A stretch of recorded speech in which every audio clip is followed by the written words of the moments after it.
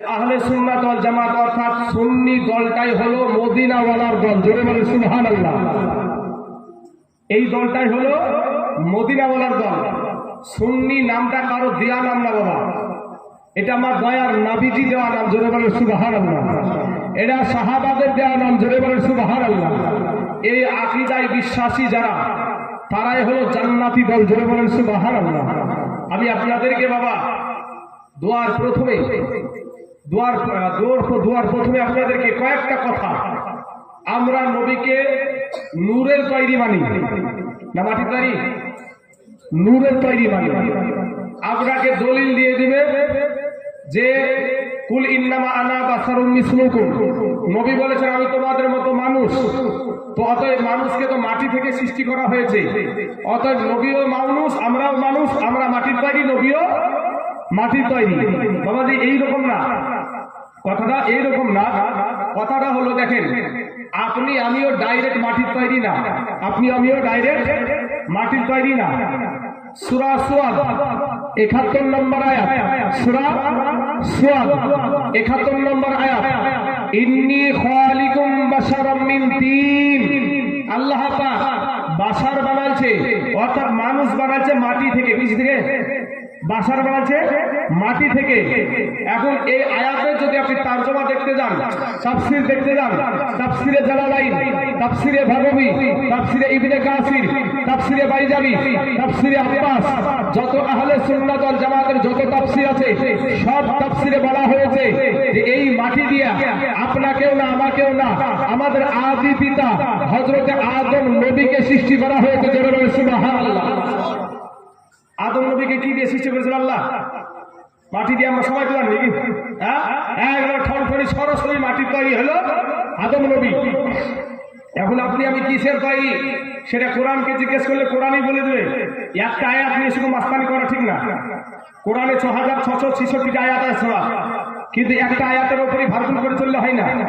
সূরা ফুরকান ৫৪ নম্বর আয়াত, ওয়া হুয়াল্লাযী খালাকা মিনাল মাই বাশারান, আমার আল্লাহ মানুষ সৃষ্টি করেছে পানি থেকে। কি বলবেন? ওয়া হুয়াল্লাযী খালাকা মিনাল মাই বাশারান।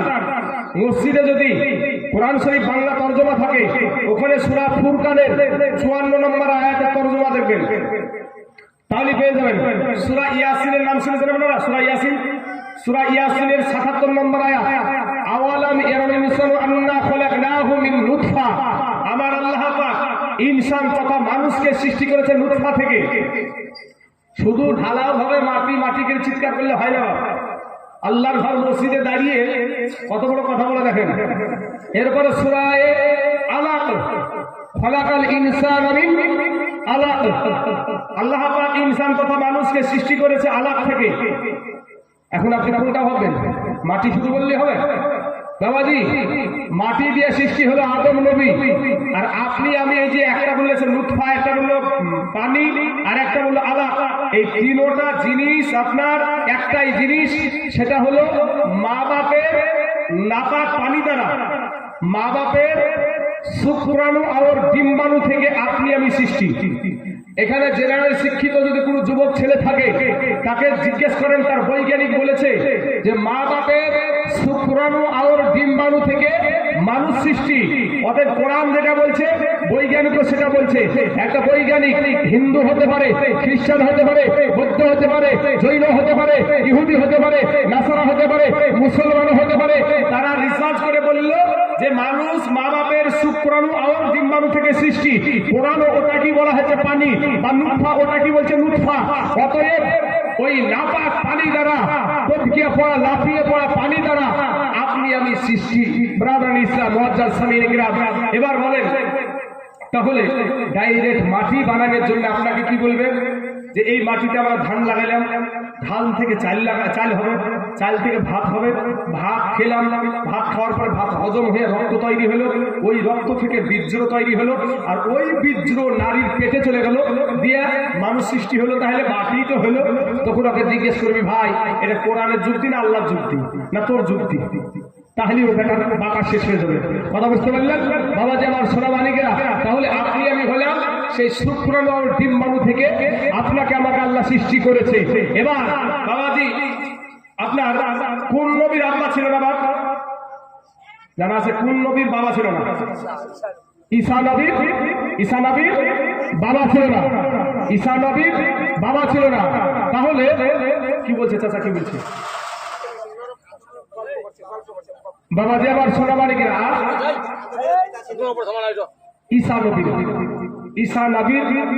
ঈসা নবী মায়ের গর্ভে জন্ম নিয়েছিলেন, কিন্তু বাবা ছিল না। তো সূরা মারিয়মে আছে ঘটনাটা, সূরা মারিয়মে, কোরআনে সূরা মারিয়মে ঘটনাটা আছে যে জিবরাইল আলাইহিস সালাম আসলেন, আসার পরে মা মারিয়মকে বলছেন আপনি খুব হা করেন, মানে মুখটা খুলতে বললেন। মুখটা খোলার পরে বলছে আপনি, বলে কেন? বলে আপনার পেটে সন্তান দেওয়া হবে, আপনার পেটে সন্তান দেওয়া হবে। তখন মা মারিয়ম বললেন যে আমার পেটে যদি সন্তান আসে, আমার তো স্বামী হয়নি, তাহলে তুমি কলঙ্কিনী হয়ে যাবে। তখন বললো আল্লাহ যেটা চাই সেটা তুমি খুশি না? খুশি না। বলে আল্লাহ যেটা চাই সেটা তুমি খুশি। তখন বললো হা করলো। তখন করলেন কি? ফু দিলেন। কি দিলেন? ফু দিলেন। আর ওই ফুয়ের সাথে ডাইরেক্ট রুহু দিয়ে সৃষ্টি করলেন ঈসা রুহুল্লাহকে। ধরে বলেন সুবহানাল্লাহ। মা হাওয়াকে কি থেকে সৃষ্টি করেছিল বাবা? আদম নবীর বাম দিকটা নরম বাঁকা হাড্ডি থেকে। তাহলে বাবাজি এই দিক থেকে আপনি আমি হলাম সেই নাপাক পানি দ্বারা, অর্থাৎ নুতফা দ্বারা। আদম নবী হলো ডাইরেক্ট মাটি দিয়ে, আর মা হলো আদম নবীর বাম দিকটা নরম বাঁকা হাড্ডি থেকে। ঈসা নবী ডাইরেক্ট রুহু থেকে। আমাদের নবীকে আল্লাহ পাক কোরআনে কি বলেছেন দেখেন, কদ জাআকুম মিনাল্লাহি নূরুন ওয়া কিতাবুন মুবিন। আল্লাহ পাক এর তরফ থেকে আমাদের কাছে এসেছে কি? নূর, ইয়ানি মুহাম্মাদুর রাসূলুল্লাহ সাল্লাল্লাহু আলাইহি ওয়াসাল্লাম। ওই নূরটা হলো আমাদের দয়ার নবী। দ্বিতীয়ত হলো যে কিতাবুল মুবিন, এখন কোরআন শরীফ আল্লাহর তরফ থেকে এসেছে। অতএব এখান থেকে আমরা পেলাম নবীজি ছিলেন নূর। এবার দেখেন রোজে আজলে কিভাবে নবীজি ছিলেন সেটাও হাদিস আছে। দালাইলুন নবুওয়াত, যেই কিতাবের রাইটারের নাম হলো ইমাম বাইহাকি। একটা নয়, দুটো নয়, 4 লক্ষ হাদিসের গবেষক ছিলেন ওই ইমাম বাইহাকি।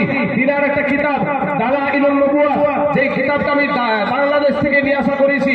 ওই কিতাবের 2218 নম্বর হাদিসে বলা হয়েছে, আন আবি হুরায়রা রাদিয়াল্লাহু তাআলা আনহু قال قال رسول الله صلى الله عليه وسلم ان الله عز وجل ادم خير لآدم بنيه فجعل يرى فضائل بعضهم على بعض قال فراني نورا ساطعا في اصفالهم فقال يا رب من هذا قال هذا ابنك احمد والاول والاخر وهو الاول الشفيعي جرب سبحان الله। বিখ্যাত সাহাবী হযরত আবু হুরায়রা রাদিয়াল্লাহু তাআলা আনহু বলছেন যে নবী একদিন ওয়াজ করছেন। তো ওয়াজ করতে করতে বলছেন যে আদম নবীকে সৃষ্টি করা হলো, তো তারপর আদম নবীকে আপনি কোন ইজ্জতের হবেন, আমি কোন ইজ্জতের হব, আমার হযরত কোন ইজ্জতের হবে, এইগুলা আদম নবীকে দেখানো হচ্ছে। আদম নবীকে দেখানো হচ্ছে। এমন সময়তে আদম নবীকে একটা জিনিস দেখালেন কি? ওয়ালা ফারানি নূরান সাতিয়ান, অতি উজ্জ্বল একটা নূর দেখালেন। কি দেখালেন? অতি উজ্জ্বল একটা নূর দেখালেন।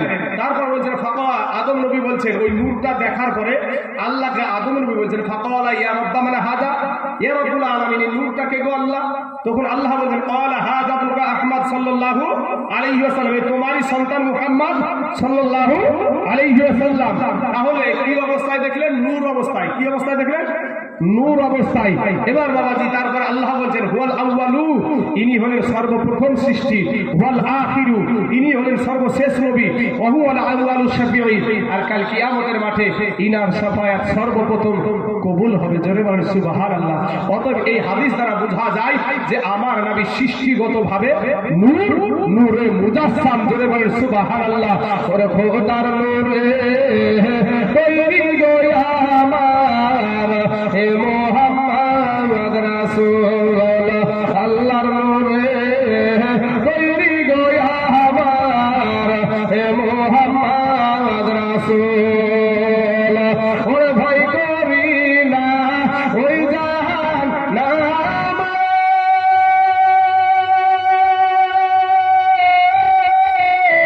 আগুন ধরায় আমার নবীর নামে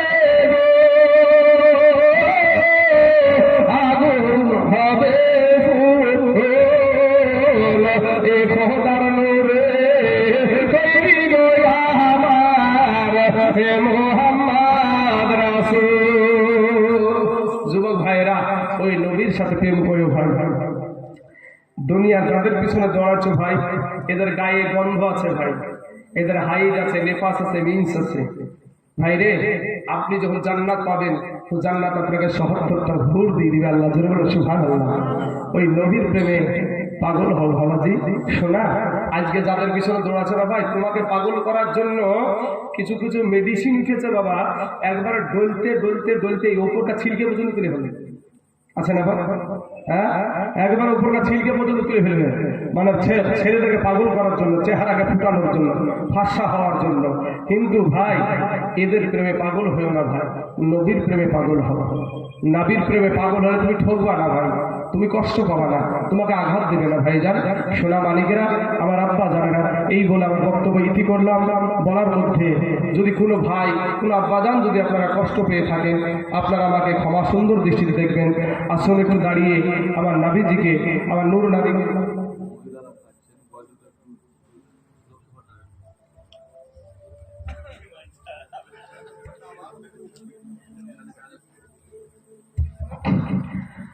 ওর হাতিম ঘোরের হাকিম সাহেব এ বাবা ছিল বেটার বাপ, আর ফরিদপুরের ফরিদাব হবে তাহারা। এ 10-এর মাঝে এ মাইকল ভাই, আপনি মাইক বসিয়ে দিচ্ছেন আপনি? কেন এত বসাচ্ছেন? আমার যেদিকে উঠছে না, আমার যেদিকে ব্যথা হয়ে গেল। আপনি যে বসাচ্ছেন সেটা আমি বুঝতে পারছি, এর আগে আওয়াজ আরো ভালো হচ্ছিল ভাই। আমার তো ব্যথা হয়ে গেল সব। আরে হাকিম ঘোরের হাকিম সাহেব এ বাবা ছিল বেটার বাপ, আর ফরিদপুরের ফরিদাব হবে তাহারা। 10-এর মাঝে কথা হলো 20,000 টাকা, আর নগদ দিতে হবে, ধারের নাহি কথা। 100 জন বর যাত্রী, 100 জন বর যাত্রী, 10 জনের বিবি, আর বেটার বাপ বলে যে যত পারবি তাদের খাবি। বাসে এলো বর যাত্রী, বাসে এলো বর যাত্রী, বহার এলো জিপে, লাগিল গাড়ি দিয়ে বাড়ি, নামিল গাড়ি হতে। সাদের জামাই নামিল না গো সালার কোলে চেপে, বিয়ের বাড়ির আঙ্গিনাতে, বিয়ের বাড়ির আঙ্গিনাতে আউলা টাঙ্গায় আছে, ঢোল বাজছে, গান গাইছে, ছেলে মেয়ে নাচে। ডোলার দিদি দেখতে যাব, উঠতে হবে কুঠা, আর ফরিদার ওই রঙিন শাড়ি সিঁড়ির ওপর পাতা। লুচি বন্দি মাছ মাংস, লুচি বন্দি মাছ মাংস, মিষ্টি মিহিদানা,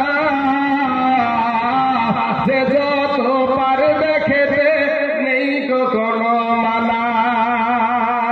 খাবার শেষে বেটার বাপ, বাইরে খাবার শেষে বেটার বাপ, এ বাবা উঠল জোরে রেগে, আর রেগে বলে ও ভাই ও হে বিহাই, দেরি কেন কাজী? সব ফেলিয়া বেটির বাপ, সব ফেলিয়া বেটির বাপ, এ বাবা এলো মজলিসেতে, আর ইমাম সাহেব চলে এলো, বসল নীরবেতে। দেখা দেখি মাথায় টুপি দিল সকলেতে, কেউ বা রুমাল, কেউ বা মাথা ঢাকিল গামছাতে। গণ গণ সুবহানাল্লাহ আলহামদুলিল্লাহ বলে, আর বেটার বাপ তৌবা তৌবা আজর নিঃশ্বাস ফেলে। মাথায় টুপি, মুখে দাড়ি, হয়ে মুসলমান, আর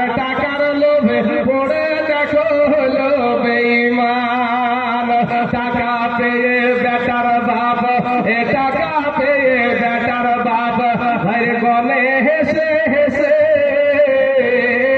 আর গুনার শেষে বেটার বাপ উঠিল জোরে কেসে কাছে কাছে রেগে গেল কারণ লোকটাতে কি আর টাকা ছুড়ে বলল দেখি রাগিব না তো বাকি বিটির বাপ সভার মাঝে এ বেটির বাপ সভার মাঝে এ জোর করিয়া বলে আর করো না অপমান গো আমার বাপ অষ্টমঙ্গলার ভিতরেতে এই অষ্টমঙ্গলার ভিতরেতে 2,000 টাকা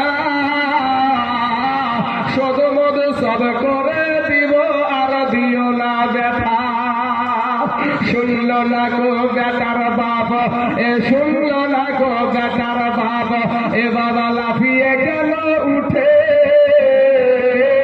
এ জানলা হতে সব ফরিদা তাকিয়ে তাকিয়ে দেখে আব্বা মোরে জন্ম দিয়া আব্বা মোরে জন্ম দিয়ে এই রাত অপমান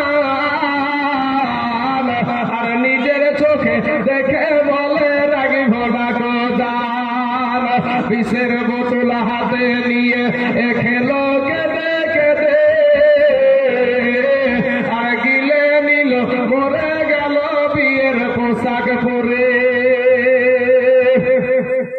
সমাজ তুমি তৈরি থাকো ইহার জবাব দিতে ধরবে যেদিন আল্লাহ পাক কাল কিয়ামতে লুচি বন্দি মাছ মাংস আজ ফরিদার পাতে সমাজ তুমি জবাব দাও বিষের বোতল কেন হাতে লুচি বন্দি মাছ মাংস এই আজকে খাবার দিন আর বিষ খেয়েছে বলল কেন সমাজ জবাব দিন আজ ফরিদা মাথা বেঁধে আজ ফরিদা মাথা বেঁধে এ পড়বে কানের দুল সমাজ তুমি জবাব দাও খোলা কেন চুল আজ ফরিদা মুখ দেখায়া আজ ফরিদা মুখ দেখায়া এ হাতে নিবে টাকা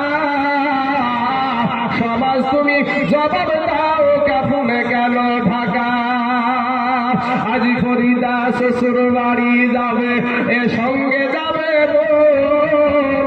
সমাজ তুমি জবাব দাও কেন চুলমুল আজ ফরিদা শ্বশুর বাড়ি এ যাবে ট্যাক্সিটাতে সমাজ তুমি জবাব দাও কেন খাটুলিতে আজ ফরিদার খুশির দিনে এ হবে বাসর ঘর সমাজ তুমি জবাব দাও জানাজা কেন তার আজ ফরিদা শ্বশুর বাড়ি এ নামবে চাচির কোলে সমাজ তুমি জবাব দাও কবর কেন দিলে বাবাজি আমার সোনা মানিকেরা বুঝলে বুঝ পাতা না বুঝলে তেজ পাতা বুঝলে বুঝ না হলে তরমুজ বাবাজি আমার এই বলে আমার বক্তব্য করলাম।